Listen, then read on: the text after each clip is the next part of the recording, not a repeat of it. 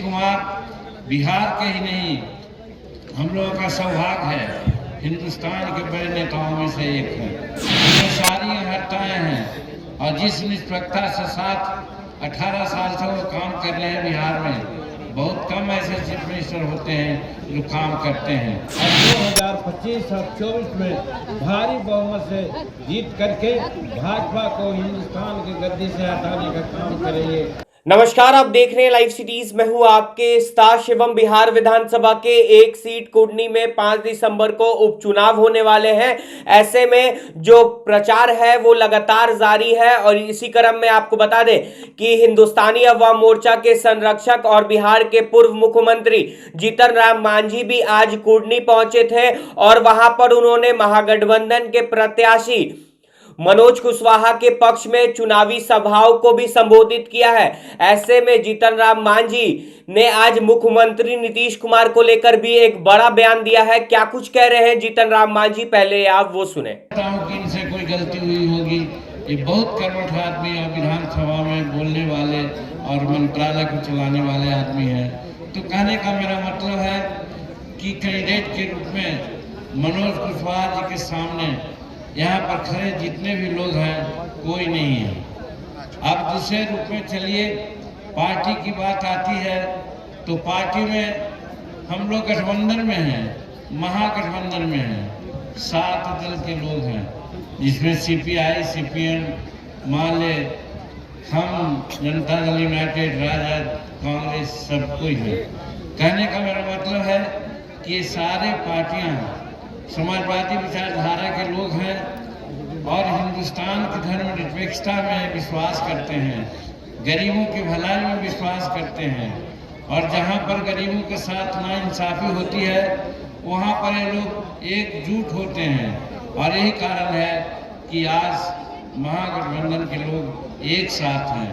तो कहने का मतलब हम आपसे यही कहना चाहते हैं कि आपका उम्मीदवार बहुत उम्दा है, साथ साथ गठबंधन भी बहुत नेक गठबंधन है। बहुत समय पर अच्छा निर्णय लिया गया है माननीय नीतीश कुमार के द्वारा और माननीय लालू जी के द्वारा। इसलिए भी महागठबंधन को निश्चित रूप में आपको वोट करना चाहिए। और अंतर्गत आप देख सकते हैं कि महागठबंधन को कौन लीड करता है। तो लीड करने वाले आप देख रहे हैं कि एक तरफ लालू जी हैं और दूसरी तरफ नीतीश कुमार जी हैं। नीतीश कुमार बिहार के ही नहीं, हम लोगों का सौभाग्य है, हिंदुस्तान के बड़े नेताओं में से एक है।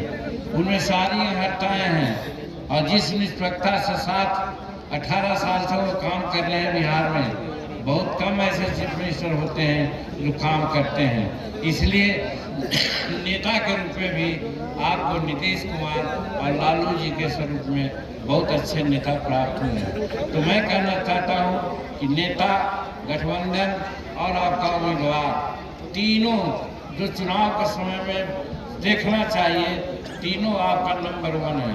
तो वैसी परिस्थिति में हम आपसे अपील करते हैं कि ये तीनों बात को समझते हुए आप भाई मनोज जी को तीर छाप पर बटन दबा करके लाखों वोट से जिताने का आप काम करें, यही अपील करना चाहते हैं।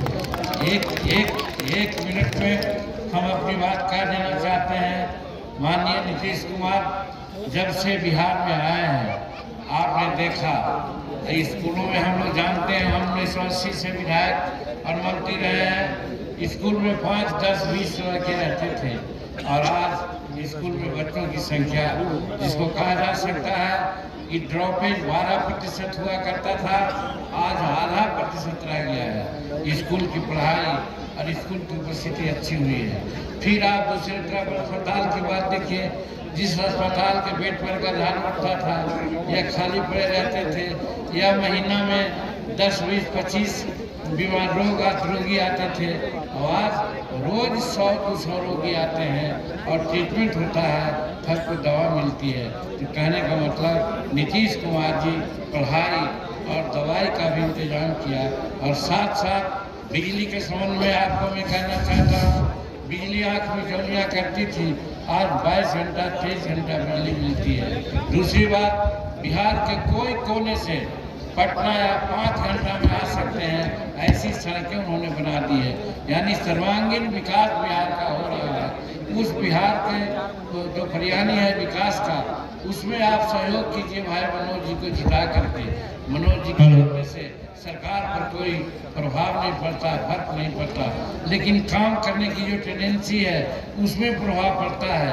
तो हम समझते हैं जब नीतीश कुमार अच्छा काम कर रहे हैं और जिस तेजस्वी जी काम कर रहे हैं, तो इनको उत्साहित करने के लिए 5 तारीख को तीर छाप पर बटन दबाकर भाई मनोज जी को जिताने का काम करें, यही अपील करने के लिए आपके पास आए हैं।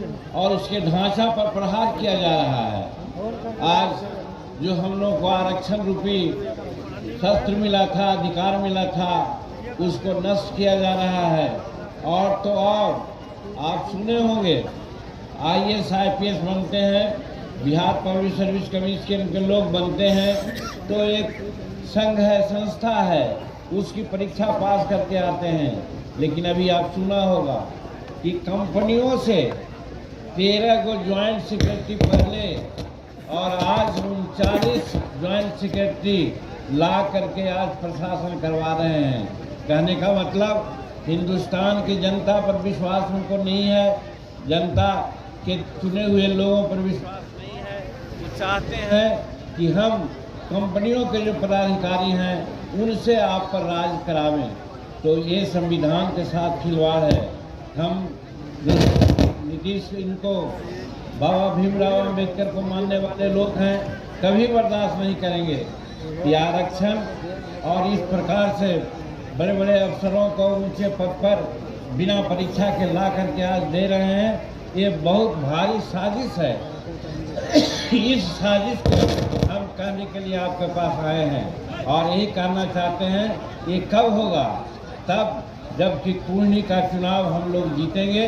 पूर्णी के चुनाव जीत करके हम लोग का मनोबल आगे बढ़ेगा और 2025 और 24 में भारी बहुमत से जीत करके भाजपा को हिंदुस्तान के गद्दी से हटाने का काम करेंगे। इसलिए हम अनुरोध करने आए हैं आपको कि आप सब मिलकर, चाहे जिस जात जिस कौम का हो, देखिए अभी हमारे जिंदगी साहब ने कहा हिंदुस्तान एक धर्मनिरपेक्ष राज्य है। यहाँ का संविधान धर्म निरपेक्षता पर विश्वास करता, यहाँ जाति धर्म और संप्रदाय का कोई महत्व विशेष नहीं है। मनोज जी पुराने हमारे साथी हैं, 10 वर्ष हम लोग के साथ काम किए हैं, बहुत कर्मठ हैं और इनको चुनाव चिन्ह दे करके महागठबंधन के लोगों ने बहुत अच्छा काम किया है। हम लोगों का भी समर्थन है। इसलिए हम आप लोगों से गुजारिश कर रहे हैं कि भाई मनोज कुमार जी को तीर छाप पर बटन दबा करके आप भारी बहुमत से 5 तारीख को जिताने का काम करें। और वो इसलिए कहना चाहते हैं, ऐसा न भ्रम में डालें कि लालटेन कहीं है, कहीं कड़ाही है, कहीं है सुप्पा।